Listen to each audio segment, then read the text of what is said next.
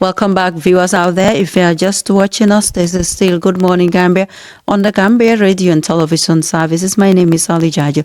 So we now have our first guest in the studio.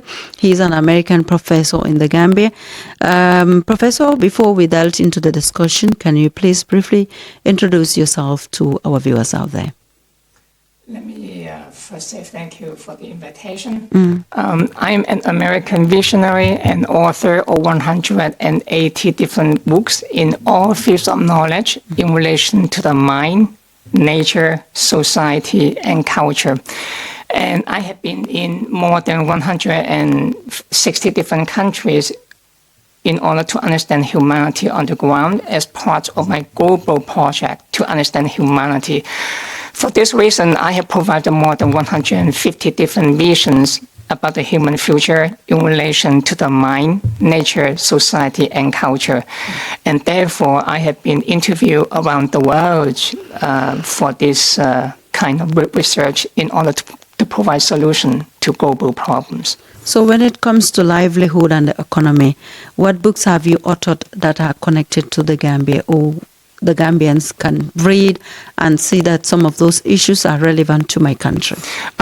I'm not a scholar for one country, one group, one gender, or one culture. Society. I'm a global thinker. So whatever I do, whatever I write is about the entire humanity. I'm from the U.S., but I do not focus on the U.S. also because I focus on the entire humanity. I'm a polymath. I'm a global thinker, a visionary. But I don't have vision about Gambia, only about China or about Japan. My thinking is global. So globally, what are the issues surrounding economy and livelihoods? Well, there are many different issues. I also don't focus on livelihood only. I focus on everything. And that's why I have provided more than 100 and different visions about the human future in 180 books, not just in one field of knowledge, but in all of them, in the social sciences, the formal sciences, the natural sciences, and the humanities. And for this reason, on the question of livelihood, there is a question more about economics. I have also written about economics too. And we can talk about, for example, the problem of livelihood, let's say in Gambia or in Africa or something like that. But I'm not sure if you have any specific question. But based on my observation, I think that there are some fundamental issues about livelihood that we can talk about. What are some of those fundamental for issues? example, about poverty is a good example. Everyone knows about that. It's not news. The GDP per capita in the Gambia in purchasing power parity is about, the latest number that I saw is about $2,800 per year. But if you look into the GDP per capita in the normal exchange rate, not in the PPP, there's about $800 or $850. That's quite low when you compare with some other countries, not just outside Africa, but also inside Africa, for example. Now, you may, of course, the next question is why? What can we do to improve that? Yeah, there are a lot of things that we can do to improve that. So you have provided some of those solutions in your books? Yes, I have. In fact, not only that, I have written about it. As I told you a while ago, I have provided more than 100 and different new theories and vision, not one, not two, 150.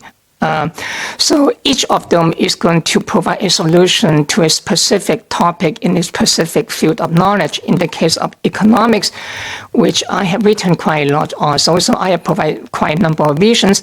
Let's talk about, let's say, give you two examples, because I'm not sure we have time to talk about all of them. One of them is about agriculture. As you may know, the Gambian economy is dependent on agriculture a lot. More than 70% of the people working in the Gambia is agricultural sector. Yeah, so that is like a lot of people working, but the agricultural sector contributes only about 30% of the GDP in the economy. So you have a lot of people working, but they are not contributing as much. Now, the service sector, there are not too many people working on that sector, but they have contributed about half of the GDP in the Gambia, and most of that is in tourism.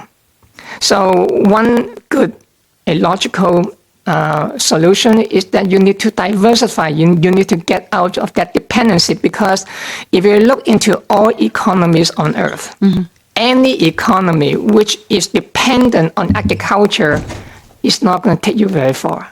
In fact, many of them are poor. The government has taken steps to diversify agriculture, and this is why a lot of young people and a lot of other interventions are there to enhance the capacity of the farmers, to provide them with grants, and also to provide them with some farm implements. Do you think that's a good approach? The transition from agricultural economy to a post-agricultural economy is not so easy, and it's not random. It takes time, the transition. It's a process. Let me give you one example.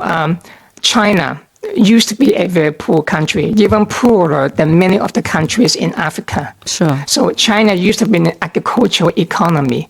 In the 1960s, into 1970s at that time, the Chinese GDP per capita was even lower than some of the African countries. So how did they progress now to become an advanced economy? They manufacture not just in basic manufacturing, but they even go into high-tech, competing with the U.S. Even the U.S. now is afraid of China in terms of economic powerhouse. Well, the reason is because they take a very comprehensive approach. It takes them many years, more than 40, 50 years now. So even if the government in the Gambia is going to take some steps now, don't think that it's going to happen tomorrow morning. No, it will take many decades before, assuming that, by the way, the effort is going to be successful. Sometimes it's successful, sometimes it's not successful. It took China more than 100 years after the fall of the Banjul dynasty to come up with a solution. And first they have the civil war for several decades. So it's not so easy that, just because you do something, it will succeed. You may succeed, but you may fail too. So let's look at enhancing political governance in Africa and in the Gambia, to be specific. What can you propose based on your write-ups and your findings? There is a question about politics. Governance is also a major issue, and not just in Africa or the Gambia, is everywhere on earth. Even in the U.S., by the way, now we have a very bad problem about governance under the Trump administration. You probably know about it. So every country has a problem about governance. So in the case of Gambia, there are also a larger issue. Maybe two things which stand out very quickly when I come here is that one of them is two of them have something to do with corruption, by the way. But by the term corruption, I do not mean what people may mean when they talk about corruption. They talk about money. You steal money, you and all that. This happened too. But I use that word in a much broader sense. For example, there is a tendency of political nepotism, political tribalism in Africa and also in the Gambia too. By tribalism, I do not mean a tribe. What I mean is that there's a tendency that in the Gambia, also in Africa, many political leaders, when they come into power, they stay for a long time. And they also favor their own groups and expands on the other group which oppose them. And secondly, they don't just refuse to share power, but they also tend to be, there's a temptation of violence. Understand me? It's not that there's certain political civility that you talk nicely to each other in a conversation. No, they can engage in arbitrary arrest, assassination, killing, torture, in a kind of political non-civility. So this is the two major problems that we can fix if we talk about political governance. Let's talk about cultural diversification. Earlier on, you told me that you visited a lot of countries, more than 100 countries? I have been about 160 countries. That is a lot. And perhaps you have observed a lot of cultures, a lot of identity. But when it comes to Africa and Gambia, for that matter, modernization is taking center stage. There is a belief that there is post-colonial or neo-colonialism are tied to our culture when it comes to now people transforming, trying to give away from their cultural identity and embracing the Western culture. Have you noticed that in other countries, and how can Africa stay put to its cultures? This is also a very interesting topic because, as you know, in Africa now, there is a talk about Pan-Africanism or the African Renaissance. What they are trying to say is that they try to restore the African culture before the colonial incursion and invasion and the damages that the colonial and post-colonial regimes have done to Africa, especially to the mindset. So that is a major phenomenon happening in the last few decades, and people talk more about it. But in my answer to your question, I think that not just Gambia, but also many African countries too, then you need to have a decolonization process. In fact, I was on TV many times also in Africa. They asked me the same question, and I proposed to them that many of the mindset that you have need to be eliminated and need to be cultivated in a new way. For example, look, we are speaking English. English is the official language in the Gambia. Why? How come Germany, for example, or the UK or France do not adopt Wolof as their official language, but you adopt English as the official language, and even French become now the second language. But how come the French people do not adopt Swahili or Wolof as the language? But because of the colonial legacy now. So in order to be free of your colonial bondage, is not just a question about political occupation, it's also the mindset. The mindset is still there. And also, by the way, Christian religion, Islam. Now, I'm sure that many of you are now in Ramadan. You are fasting until 7 p.m., whatever that might be. But how come they do not accept your local, let's say, African animism as their official religion? How come the UK, how come Germany do not accept African religion as their God, as their religion, but you adopt them as your God? It's a choice. The mindset is still there. So if we talk about the post-colonial to be free, you are not free yet. You are still enslaved. Not that enslaved in terms of physical bondage, but in your mindset is still... You have not been, in order to be free, look at the Chinese. The Chinese do not have any of these bondages that you have.